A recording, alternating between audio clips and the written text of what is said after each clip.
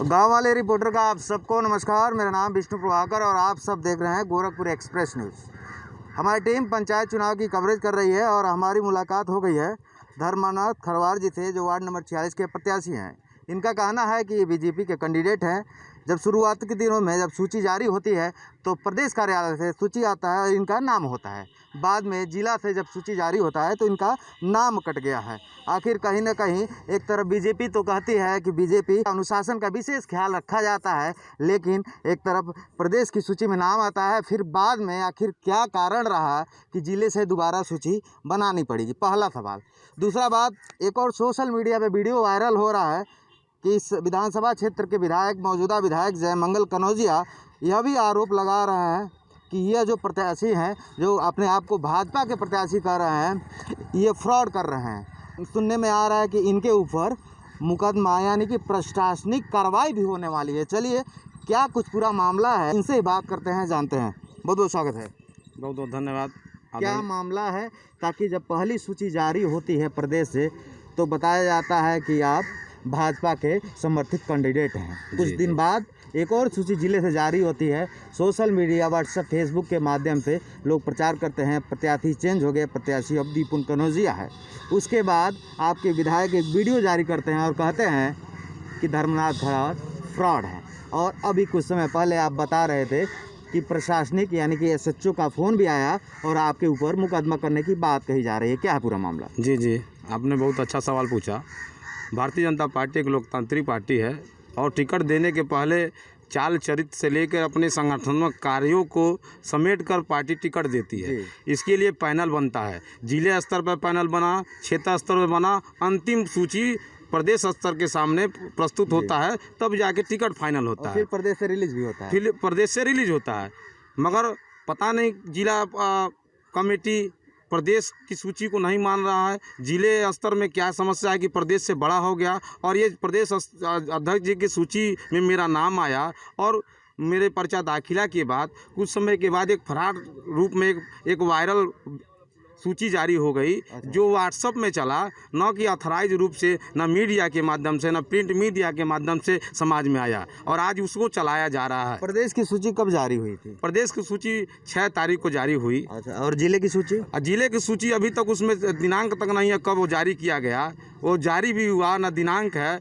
किस दिनांक में उसको जारी किया गया। जिले की सूची है जिसको ये जिले के लोग मानते हैं कि हमने दिया है, हमारे प्रत्याशी हैं। आप भाजपा के कार्यकर्ता है और भाजपा के नाम पर वोट भी मांग रहे हैं जी। क्या कारण है कि भाजपा के विधायक, आपके विधायक, आपको फ्रॉड कर रहे हैं? जी, आपने अच्छा कहा कि भारतीय जनता पार्टी ने सारे विषयों को अपने संज्ञान में लिया है। चूँकि सब चुनाव का दरमियान चल रहा है, इस समय किसी प्रकार का कोई पार्टी नहीं चाहती है कि किसी प्रकार का कोई कार्रवाई हो। सारा विषय मैंने प्रदेश कमेटी को, प्रदेश प्रभारी जो इस पंचायत के हैं, मैंने सारा विषय उनको फीडबैक दे दिया है। मेरे बारे में जितनी भी घटनाएं हुई मैं उनको बता दिया। फिर भी यहाँ जिला कमेटी प्रदेश की किसी भी पदाधिकारी की बात नहीं मानना चाहती है। बीच में अभी 2 दिन पहले प्रदेश के सह संगठन मंत्री आदरणीय धर्मेंद्र सिंह जी भी इस सूची पर चर्चा कर चुके कि हमारा सूची धर्मनाथ खरवार का है। मगर जिला कमेटी, माननीय विधायक जी, मैं ये कह सकता हूं कि माननीय विधायक जी अपने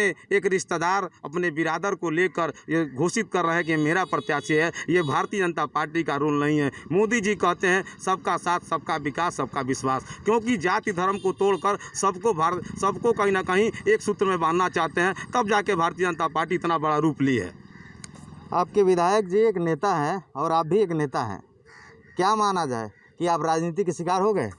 अब उसको आप तो जनता भी इसको अब ये कहा ही सकता है कि कहीं ना कहीं राजनीतिक रूप में मेरा कहीं ना कहीं शिकार करने का एक व्यवस्था बनाई गई है, कोशिश की जा रही है। मगर मैं भी इस लड़ाई को आगे जारी रखूंगा। अभी तक हार नहीं मानूंगा, क्योंकि इन्होंने सारी अपनी हदें पार कर चुके, मेरे साथ बदतमीजी भी कल कर चुके, आज थाने में दरखास्त पड़ चुका। मैं जानता हूँ कि जितनी भी जितने मेरे साथ ये लोग योजनाएँ बनाएंगे मैं लड़ूंगा, क्योंकि भारतीय जनता पार्टी जब तक मुझे ऑथराइज रूप से कोई सूची के मेरा नाम कटने का कारण नहीं बताएगी, तब तक मैं भारतीय जनता पार्टी के सिंबल को लगाकर आगे चलने का काम करूंगा। अच्छा, आखिर क्या कारण है नेताजी, ताकि प्रदेश की सूची तो जारी हो गई है, क्या विधायक जी से आपका निजी दुश्मनी है क्या, कि ऐसा कर रहे हैं, ताकि आप तो कह रहे हैं कि हमारी पार्टी अनुशासन की पार्टी है, रूल रेगुलेशन बड़ा फॉलो होता है, उसके बावजूद भी आपके साथ ही ऐसा हो रहा है। जब नेता ही राजनीति का शिकार हो जाएगा तो आम जनता का क्या होगा? नहीं, आपने बात सही कहा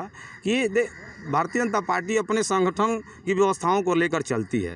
कहने का मतलब यह है कि कुछ ऐसे तत्व जो हैं भारतीय जनता पार्टी के नाम पर आते हैं, चुनाव जीतते हैं, चुनाव जीतने के बाद भारतीय जनता पार्टी के विचारों को छोड़कर स्वयंभू घोषित करते हैं। भारतीय जनता पार्टी का कहीं ना कहीं किनारे करके अपना प्रत्याशी जब घोषित कर सकते हैं तो ऐसे लोग को भारतीय जनता पार्टी के विचार के बारे में क्या कहा जा सकता है, वो खुद स्पष्ट हो जा रहा है। कल के वीडियो जारी होने से मैं भारतीय जनता पार्टी का वीडियो कौन जारी किया है? माननीय विधायक जी का वीडियो है। क्या कहा जा रहा है वीडियो में कहा गया कि दीपुन कनौजिया भारतीय जनता पार्टी 46 के प्रत्याशी हैं और वो जो दूसरा जो चल रहा है वो फ्रॉड है। मैं भारतीय जनता पार्टी कहना चाहूँगा कि भारतीय जनता पार्टी का मैं पूर्णकालिक कार्यकर्ता हूँ। देवरिया चुनाव में रहा, अभी बिहार चुनाव के सीतामढ़ी में प्रभारी रहा। मुझे चुनाव के दरमियान कोरोना हो गया और मेरा लंग्स इन्फेक्ट कर दिया। मैं ऐसा कार्यकर्ता हूँ, कोई जानता तक नहीं काम को। उसके बाद भी मैं काम करने के लिए पार्टी के दिन रात चलता हूँ। कोरोना काल में मैं अपने घर से मेरा पूरा परिवार मिलकर डेली 100 पैकेट भोजन बनाकर शहरों में बांटने का काम करता था और आपके माध्यम से, प्रिंट मीडिया के माध्यम से समाज में वो समाचार भी छपा था। अच्छा, अब हम बात कर लेते हैं कि FIR कौन किया है आपके ऊपर?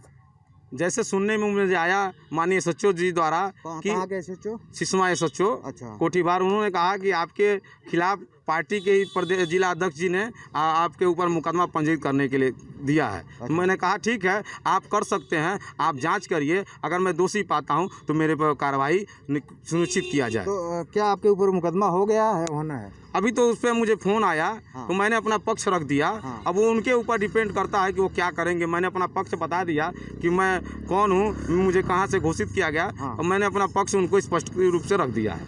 19 तारीख के चुनाव भी होने वाले हैं, अब क्या करेंगे आप?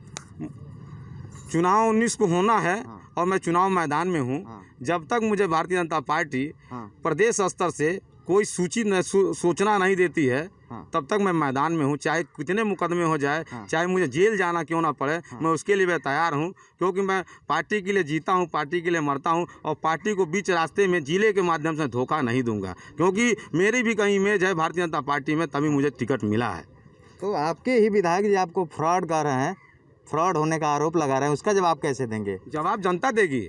जनता ने देखा है कि धर्मनाथ खरवार एक सामाजिक कार्यकर्ता है, संगठन के साथ साथ समाज के लिए दिन रात चलता है। ये चीज़ लोगों में है, लोग खुद जवाब देने के लिए तैयार है कि माननीय विधायक जी उस समाज में, उस वार्ड में तो आवें, खुद जवाब दे देगी जनता कि किसको क्या उन्होंने कहा। अच्छा, अब हम बात करते हैं आपके मुद्दा के, आपके विज़न के। चुनाव आप लड़ रहे हैं, आप एक प्रत्याशी हैं, क्या विज़न है, क्या सोच कर चुनाव लड़ रहे हैं? ताकि हर कोई कह रहा है कि हम कर्मठी हैं, ईमानदार हैं, संघर्षशील हैं, लेकिन नेताजी लोग चुनाव के 3 महीना हालचाल तो गांव-गांव घूम के पूछ लेते हैं। 3 महीने के बाद रास्ते से जाते हैं तो शीशा ऊपर उठा लेते हैं और पहचानने से इनकार कर देते हैं। क्या मुद्दा होगा? नहीं, ये विषय आपने लाया। ये लोकतांत्रिक व्यवस्था में आज नेता का जो रूप प्रस्तुत किया, ये लगभग 80% ये स्थिति बनी हुई है। मगर मेरा जो कहना आपसे है कि अनुभव जो मेरा रहा कि मैं एक संगठन का कार्यकर्ता रहा हूँ, जो पार्टी के लिए दिन रात छोड़कर मैं कहीं किसी प्रदेश में भी रह के बिना भोजन के भी पार्टी के लिए काम किया। जो विजन मोदी जी का जो उन्होंने सिखाया है, वो चीज़ मैं सीख के आया कि जनता के लिए मुझे क्या करना है, किस तरह काम करना है। जनता का विश्वास जो है, मोदी जी की जो योजनाएँ हैं वो ज़मीन तक मुझे पहुँचाना है। जो अंतिम व्यक्ति की जो योजना बनी है, उस अंतिम व्यक्ति की योजना को लेकर चुनाव के माध्यम में आया हूं कि जो सरकार योजनाएं प्रस्तुत कर रही है उसको जनता तक शत प्रतिशत पहुंचाने के लिए मैं कटिबद्ध हूं। क्षेत्रीय चुनाव जब भी आता है तो गांव में बाहर आ जाते हैं, कहा जाता है कि अच्छे दिन आ जाते हैं, और नेताजी लोग बड़े बड़े दावे करते हैं और दारू, मुर्गा और चखना बांटने लगते हैं। और दारू तय करता है कि नेताजी कितने ईमानदार है। जितना ब्रांडेड दारू पिलाएंगे उतने अच्छे नेताजी हैं। तो क्या आपका भी कुछ ऐसा प्लान है क्या दारू वारू पिलाने का?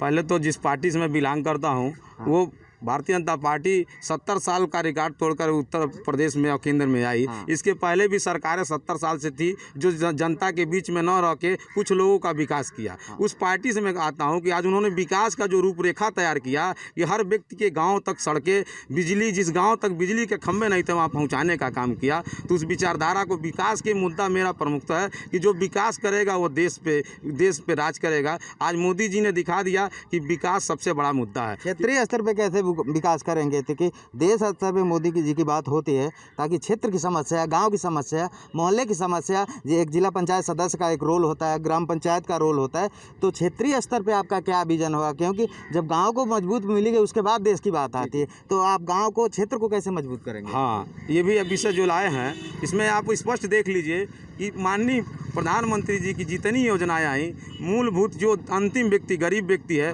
उस सारी योजनाएं जो गरीब गांव गली में रहने वाला है, जिसके घर में बिजली नहीं था वो गांव का ही निवासी है, जिसके घर में गैस नहीं था उसी गांव का, जिसमें लड़ा उस गांव का निवासी था, जिसके घर में शौचालय नहीं थे उसी गांव में ये प्रदान करने का काम ये किया गया।